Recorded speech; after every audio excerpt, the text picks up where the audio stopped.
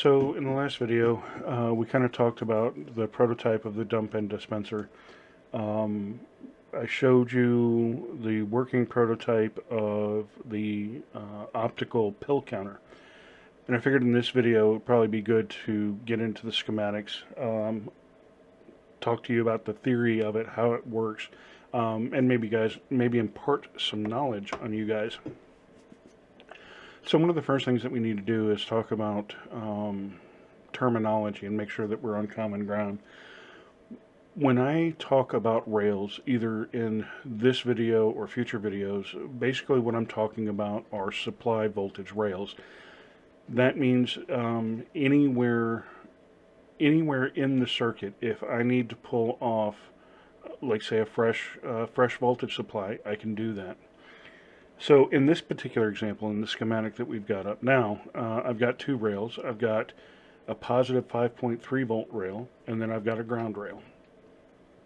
So what I foresee in the medication dispenser itself is there will probably be, 4 or 5 different rails. There'll be a 12 volt rail coming in from a wall wart that you plug into the wall. From that, that'll get a mail message. Yeah, thanks for that. And then from there, we'll take the 12 volts, reduce it down to 5 volts via the buck converter. That'll give us another rail. That'll give us a 5 volt rail. And then from there, I'll take the 5 volt rail, reduce down with a linear voltage regulator, and we'll talk about that in another video. But I'll drop that down to 3.3 volts, and then we'll have the ground rail. So, with all of that said, the first place that we need to start is the data sheet of whatever it is that we're working with. So here, the photo emitter, looking at the data sheet for that, it says most data sheets will have like an application test circuit, just so you can see that it's functioning correctly and kind of get a feel for it, right? This particular one says that no more than 3.5 volts and no more than 50 milliamps. So that gives us a place to start. So with that said, the next thing we have to figure out how to do without creating a whole new supply rail is how do we drop down that 5.3 volts to the 3.5 that the data sheet says that this photo LED needs. We do that by what's called a voltage divider. Excuse me. Now, to figure out how to get a specific voltage out of a voltage divider, the equation is here. So to do that, you would take your Vn, which in this case is 5.3 volts, multiply it by R2, which in this case is 220 ohms, and then we'll get a total of 1144.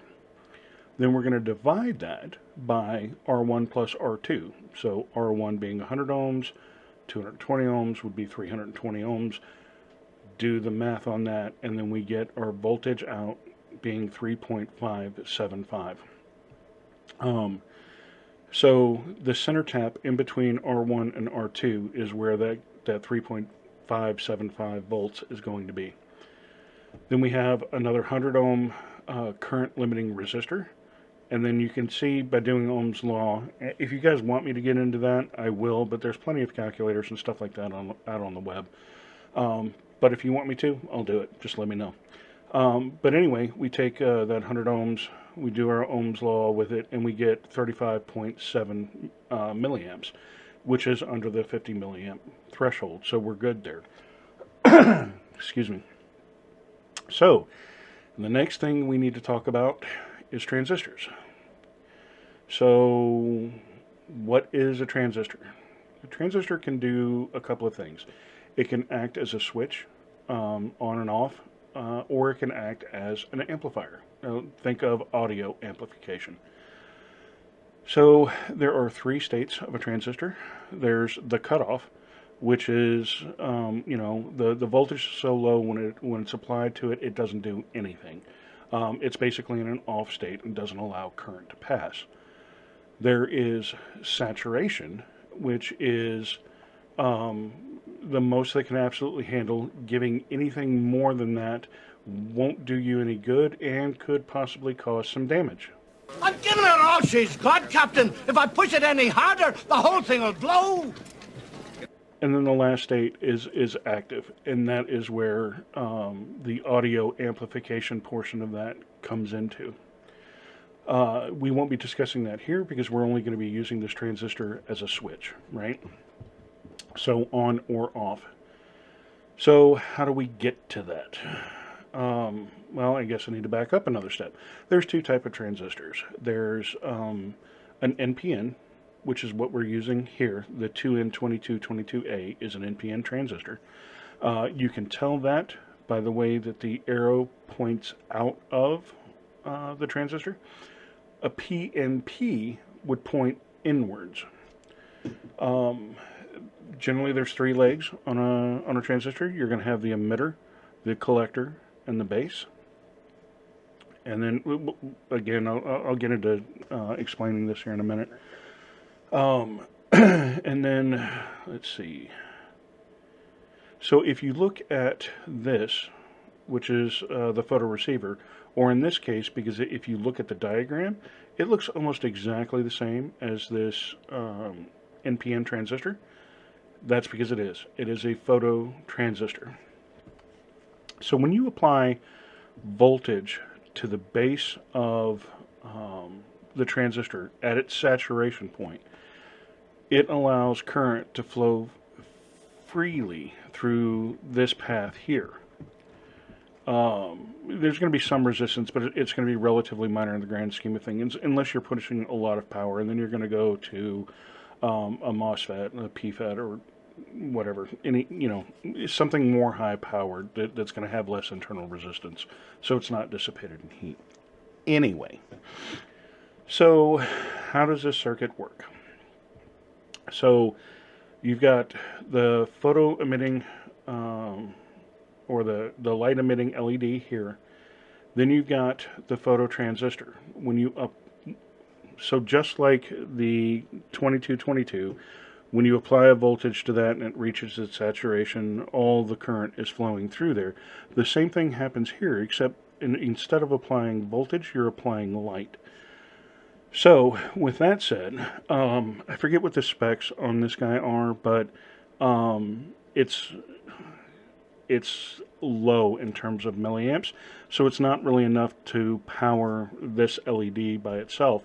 So that's why we're using this transistor to kind of boost the current that's being flown through the circuit.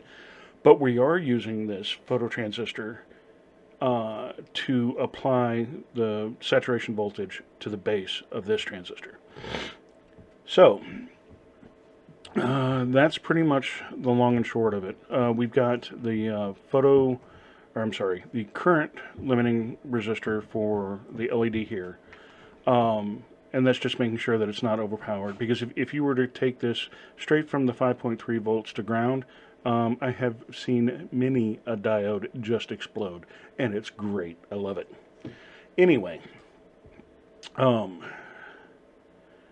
so every time the the pill or object or whatever passes in between the photoemitter and the phototransistor, it breaks that. That voltage drops to zero. This voltage drops to zero and shuts off current flow through here. When the light path is reestablished, current can then flow again through here. So aside from my pill counter, what could be some other possible uses for this photoreceiver, photo emitter pair? A lot of things. I do reloading, so I could use that as a bullet count as it comes out of the press, or with a little ingenuity, you could do something like this here. You could take a wheel, put a bunch of holes in it. In this case, there's 8 pieces of the pie, and then attach that to a motor, and as the motor spins, you can know within a certain amount of degrees where that motor is at currently. So this is broken down into 8 individual sections. Do 8 divided by 360, you come out with 45. So you could know within 45 degrees what the position of that motor is in. So use your imagination. You can come up with a lot of really cool things for that. Okay, so now How do we get that to do something useful? So you'll see I've got a node here coming off in between the LED and the collector of the transistor. And then this goes over to a microcontroller. Now, if you look, it says pin 11, INT 0. That means interrupt 0. Excuse me. So just like in a PC, where a PC has interrupts, if that interrupt occurs, all other processes stop. That interrupt is then taken care of. So basically all this pin does is sit there and wait for something to happen, kind of like this chick. So you'll notice that I have here that it is set as an interrupt, and it's set to detect a falling edge. Well, so interrupts can be set up in a couple of different ways, depending on the microcontroller.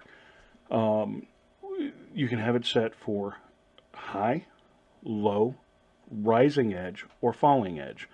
Not all of them will support it being high, but almost every one I've come across does support low, falling edge, and rising edge.